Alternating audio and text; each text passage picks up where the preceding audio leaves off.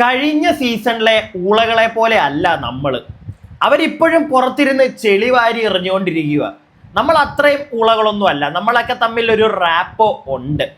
Big boss season 7 live അപ്ഡേറ്റിലേക്ക് ഏവർക്കും അങ്ങോട്ട് സ്വാഗതം. തുടക്കത്തിൽ ഞാൻ പറഞ്ഞ ഡയലോഗ് ഇച്ചിരി ഞാൻ കയ്യിൽ നിന്ന് കൂട്ടിയിട്ടെന്നേ ഉള്ളൂ. പക്ഷേ മൊത്തത്തിൽ ഞാൻ കയ്യിൽ നിന്ന് പറഞ്ഞതല്ലേ. കുറച്ചൊക്കെ പറഞ്ഞത് നമ്മുടെ ആര്യനാണ് ഇപ്പോൾ ബിഗ് ബോസ് ഹൗസിനുള്ളിലിരുന്ന്. അപ്പോൾ സംഗതി അങ്ങനെയാണ്. നമ്മുടെ നെവിൻ, ബിന്നി, നൂബിൻ, ബിന്നിയുടെ ഭർത്താവ്, പിന്നെ ആര്യൻ, ജിസേൽ, ഇവരെല്ലാവരും കൂടെ രാവിലെ ഇരുന്ന് ഇങ്ങനെ കഥകളൊക്കെ പറഞ്ഞുകൊണ്ടിരിക്കുകയാണ്. അപ്പോഴാണ് കഴിഞ്ഞ സീസണിലെ പറ്റിയിട്ടുള്ള ചെറിയൊരു ടോക്ക് വന്നത്. അത് വേറൊന്നുമല്ല, കഴിഞ്ഞ സീസണിലെ ആൾക്കാർ ഇതാ ഇപ്പോഴും പുറത്തിരുന്ന് അങ്ങോട്ടും ഇങ്ങോട്ടും ഒക്കെ ചെളി വാരി എറിഞ്ഞുകൊണ്ടിരിക്കുകയാണ്. ആരെ പറ്റിയാണെന്ന് അറിയാമായിരിക്കുമല്ലോ, ഞാനൊന്നും പറയാൻ പോണില്ലേ. എറിഞ്ഞുകൊണ്ടിരിക്കുകയാണ്, ഇവന്മാർക്കൊന്നും ഒരു പണിയില്ല. എന്താണെങ്കിലും അത്രയും മറ്റേ ഇൻഡീസൻ്റ് അല്ല നമ്മളാരും അങ്ങനെ വഴക്കൊന്നും ഉണ്ടാക്കത്തില്ല. എല്ലാവരും തമ്മിൽ ഈ ഹൗസിനുള്ളിൽ ചെറിയ ചെറിയ വഴക്കുകളൊക്കെ ഉണ്ടാവും. പക്ഷെ പുറത്ത് പോയി കഴിഞ്ഞാൽ നമ്മളെല്ലാവരും തമ്മിൽ ഒരു റാപ്പോ ഉണ്ടാവും എന്നൊക്കെ ആര്യൻ ഇരുന്ന് പറയുന്നത് കേട്ടു. സത്യം പറഞ്ഞാൽ ആര്യൻ പറഞ്ഞതിനകത്ത് ഇച്ചിരി കാര്യമുള്ളതായിട്ടാണ് എനിക്ക് തോന്നുന്നത്. കാരണം കഴിഞ്ഞ സീസണെ അപേക്ഷിച്ച് നോക്കുമ്പോൾ ഫാർ ബെറ്റർ ആയിട്ടാണ് എനിക്ക് തോന്നുന്നത് കേട്ടോ ഈ സീസൺ. ഇത് എൻ്റെ അഭിപ്രായമാണ്, നിങ്ങൾക്ക് എങ്ങനെയാണെന്ന് അറിയത്തില്ല. എനിക്ക് ഇച്ചിരി ബെറ്റർ ആയിട്ട് എനിക്ക് തോന്നുന്നുണ്ട്. കഴിഞ്ഞ തവണത്തെ അത്രയും അങ്ങോട്ട് അറ്റ്ലീസ്റ്റ് കണ്ടന്റുകളുണ്ട്. കഴിഞ്ഞ സീസണിൽ എന്തായിരുന്നു കണ്ടന്റ്? നിങ്ങൾ തന്നെ പറ, താഴെ കമന്റ് ബോക്സിൽ പറ, എന്തായിരുന്നു കണ്ടന്റ്? എനിക്കറിയാം എന്തായിരുന്നു കണ്ടന്റ് എന്ന്, നിങ്ങൾക്കും അറിയാമല്ലോ. അതിനെ വെച്ച് നോക്കുമ്പോഴത്തേക്ക് ഓരോ ദിവസവും പലതരത്തിലുള്ള കണ്ടന്റുകൾ നമുക്ക് കിട്ടുന്നുണ്ട്. വഴക്കുകളാണെങ്കിൽ പോലും പലതരത്തിലുള്ള സാധനങ്ങളൊക്കെ വീഴുന്നുണ്ട്. മറ്റേ വാഴത്തോട്ടവും അത് മാത്രമേ ഉണ്ടായിരുന്നുള്ളടേ. അത് വെച്ച് നോക്കുമ്പം ഫാർ ബെറ്റർ ആണ്. കൂടാതെ പുറത്തിറങ്ങിയതിന് ശേഷം ഇപ്പോഴും അങ്ങോട്ടും ഇങ്ങോട്ടും പലരും ചെളിവാരി എറിയുന്നുണ്ട്. കഴിഞ്ഞ സീസണിൽ ഉണ്ടായിരുന്ന വിന്നറായവരെ പറ്റി പറയുന്നു, അയാൾ ഇങ്ങനെയാണ്, മറ്റേതാണ്, മറിച്ച് ഇത് തന്നെ സംഭവിച്ചുകൊണ്ടേ ഇരിക്കുന്നു. അതപ്പോൾ ഈ സീസണിലുള്ളവർ അതിനെ വരെ കളിയാക്കുക. ഇനിയെങ്കിലും കഴിഞ്ഞ സീസണിലെ ആൾക്കാരൊന്നും മനസ്സിലാക്കണം എന്തൊക്കെയാണ് നിങ്ങളവിടെ കാണിച്ചു കൂട്ടിയത്. നിങ്ങളെ ജനങ്ങൾ ഒരുപാട് അങ്ങോട്ട് ആഘോഷിച്ചിട്ടൊന്നും ഇല്ലാന്ന്. പിന്നെ ബിഗ് ബോസിലെ കണ്ടസ്റ്റന്റ് അത് പറഞ്ഞ് ഒന്ന് ഷൈൻ ചെയ്യാം, അത്രേ ഉള്ളൂ. പക്ഷെ ഏത് സീസണാന്ന് ചോദിക്കുമ്പോൾ പറയണം സീസൺ 6 ആണെന്ന്. അപ്പം ചാണകത്തിന് എറിയും. ഓക്കെ, അപ്പൊ എന്താണെങ്കിലും ഈ ഒരു ടോക്ക് അവിടെ നമ്മുടെ നൂബിനൊക്കെയാണ്, ബിന്നിയുടെ ഭർത്താവ് വന്നിട്ടുണ്ടല്ലോ, അപ്പൊ പുള്ളിയൊക്കെയാണ് ഈ ടോക്ക് എടുത്തങ്ങോട്ട് ഇടുന്നത്. അപ്പൊ ഇതിനെപ്പറ്റി അവർ സംസാരിക്കുന്നുണ്ട്. അപ്പൊ ഇതിനൊക്കെ മുമ്പാണ് നമ്മുടെ മോർണിംഗ് ആക്ടിവിറ്റി അവിടെ നടക്കുമ്പോൾ നല്ല രസം ഉണ്ടായിരുന്നു കേട്ടോ. അടിപൊളി മോർണിംഗ് ആക്ടിവിറ്റി. നമ്മുടെ ആദില അക്ബറിനെ എടുത്തു വെച്ചിട്ടൊന്ന് താങ്ങി കൊടുത്തു. അതായത് കത്തിയാണ് താൻ കുത്തും എന്ന ആ ഒരു രീതിയിലുള്ള സാധനം നല്ല രീതിയിൽ പൊളിച്ചടുക്കി. അപ്പം അതങ്ങോട്ട് കഴിയുമ്പോൾ നമ്മുടെ അനീഷേട്ടൻ വരുന്നുണ്ട്.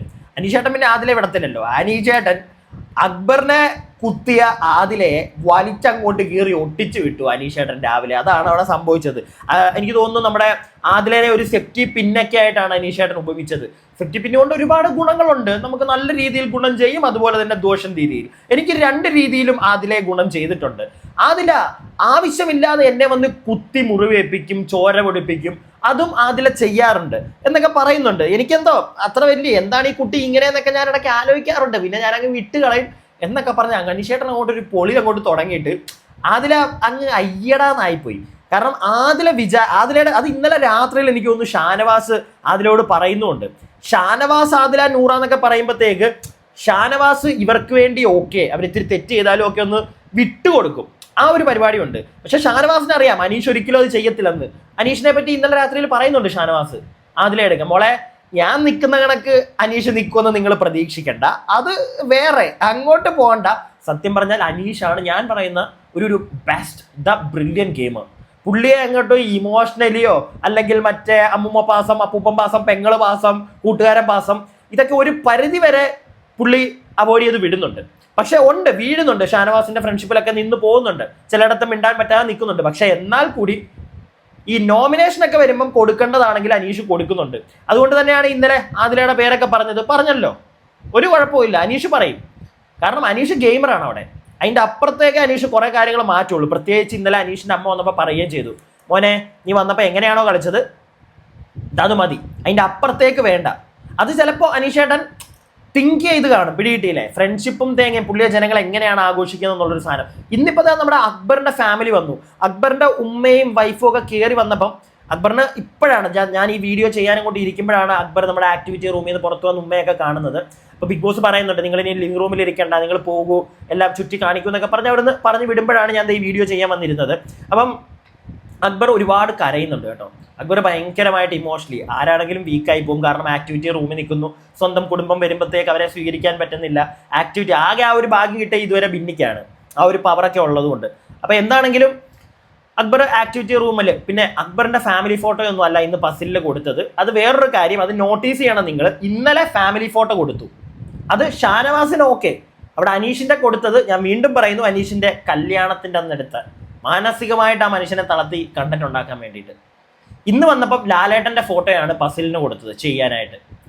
ഓക്കെ, എന്താണെങ്കിലും അതൊക്കെ സീസൺ ആ ഒരു പസിലൊക്കെ കംപ്ലീറ്റ് ചെയ്ത് പുറത്തു വന്ന് അക്ബർ കുടുംബത്തെ കണ്ടിട്ടുണ്ട്. പക്ഷെ അതിന് മുമ്പ് ഇവർ കയറി വന്നപ്പോൾ തന്നെ അക്ബറിന്റെ വൈഫ് മുമ്പ് എല്ലാവർക്കും അനീഷിന്റെ കാര്യമാണ്. വൈഫ്, നിങ്ങൾ എത്ര പേരത് കേട്ടു എന്നറിയത്തില്ല, ഞാൻ കേട്ടു, ആരും അത് പറയുന്നതും കേട്ടില്ല.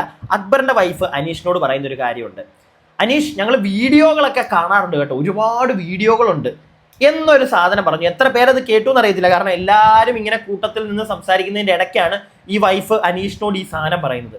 അപ്പൊ അതിൽ നിന്ന് ചിലപ്പോൾ അനീഷിന് കിട്ടിക്കാണും, ഇല്ലെങ്കിൽ അത് കേട്ട ആളുകൾക്ക് മനസ്സിലായിട്ടുണ്ടായിരിക്കും, ഉറപ്പാണ്. അനീഷിനെ ലൈവിലല്ല സെലിബ്രേറ്റ് ചെയ്യുന്നത്, ലൈവിൽ മാത്രമല്ല, അങ്ങനെ പറയണം, ലൈവിൽ മാത്രം അല്ലെങ്കിൽ എപ്പിസോഡിലോ അല്ല സെലിബ്രേറ്റ് ചെയ്യുന്നത്. അനീഷിന്റെ ക്ലിപ്പുകൾ പുറത്ത് വീഡിയോകളായിട്ട് കറങ്ങുന്നുണ്ട്. അത് ഹിറ്റാണ്, അത് മനസ്സിലാക്കാനുള്ള ഒരു സാധനമാണ് അവിടെ സത്യം പറഞ്ഞാൽ അനീഷിന് കിട്ടിയത്. അത് ചിലപ്പോൾ ഒന്നും ഉദ്ദേശിച്ചായിരിക്കത്തില്ല അക്ബറിന്റെ വൈഫ് പറഞ്ഞത്, അങ്ങ് പറഞ്ഞു പോയതായിരിക്കും അത്. പക്ഷെ ആ സാധനം ഒന്ന് തിങ്ക് ചെയ്താൽ അനീഷിന് മനസ്സിലാക്കാം എന്തോരം അനീഷിന്റെ ഫാൻസ് ഉണ്ടെന്ന്. സോ അനീഷ് ഒറ്റയ്ക്ക് നിന്ന് കളിക്കണം, ഞാനത് ഇപ്പോഴും പറയുന്നത്, അനീഷ് ഒറ്റയ്ക്ക് നിൽക്കണം. കോംബോ ഓക്കെയാണ്, അനീഷ് ഷാനവാസ് കോംബോ അടിപൊളിയാണ്. പക്ഷേ അനീഷ് ഒറ്റയ്ക്ക് നിന്ന് കളിക്കണം. അനീഷ് ഒറ്റയ്ക്ക് നിന്ന് കളിച്ചാലേ ആ കപ്പ് കോടന്നൂരിലേക്ക് പോകത്തുള്ളൂ. ഇല്ലെങ്കിൽ ആ കപ്പ് ചിലപ്പോൾ മഞ്ചേരിക്ക് പോയേക്കും എന്നാണ് എനിക്ക് തോന്നുന്നത്. ഇല്ലെങ്കിൽ ചിലപ്പോൾ തിരുവനന്തപുരത്തേക്ക് പോയേക്കും.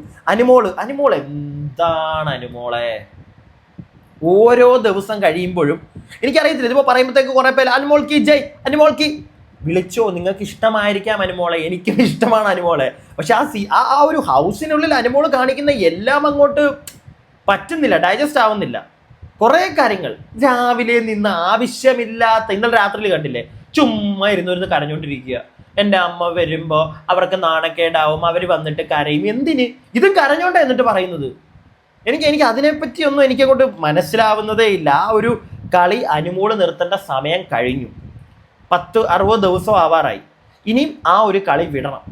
ഈ എത്ര ദിവസം കരഞ്ഞു? എനിക്ക് തോന്നുന്നു ഈ 57-58 ദിവസത്തിനുള്ളിൽ ഒരു 48 ദിവസമെങ്കിലും അനുമോള് കരഞ്ഞിട്ടുണ്ട്. അതാണ് അനുമോളുടെ കണ്ടന്റ്. അല്ലെങ്കിൽ പ്ലാച്ചി മാറേണ്ട സമയം കഴിഞ്ഞു. അപ്പോൾ ഇപ്പോൾ എന്താണെങ്കിലും അക്ബർ കുടുംബം വന്നതിൻ്റെ ഒരു സന്തോഷത്തിലും ആ ഒരു ഇമോഷണലിറ്റി കരഞ്ഞും ഒക്കെ ഇരിക്കുകയാണ്. ഇപ്പോൾ അധികം വൈകാതെ ബിഗ് ബോസ് ഓരോ പണികൾ കൊടുക്കും. ചിലപ്പോൾ ഇനി അടുത്ത ഒരാളും കൂടെ, എനിക്ക് തോന്നുന്നു ആദിലാനൂറുടെ വരാനൊക്കെ ഇല്ലേ. അപ്പോൾ എന്തായാലും അതൊക്കെ നമുക്കിന്ന് കാണാനൊക്കെ സാധിക്കും. അപ്പോൾ എന്തായാലും ഞാൻ ബാക്കി പോയി ലൈവ് നോക്കട്ടെ, എന്തൊക്കെയാണ് ഇനി അതിനകത്ത് നടക്കാൻ പോകുന്നതെന്ന് അറിയത്തില്ല. അതെല്ലാം അറിഞ്ഞിട്ട് അടുത്ത വീഡിയോ ആയിട്ട് നിങ്ങളുടെ മുമ്പിലേക്ക് വരാം. അപ്പോൾ അതുവരേക്കും stay tuned and stay weird.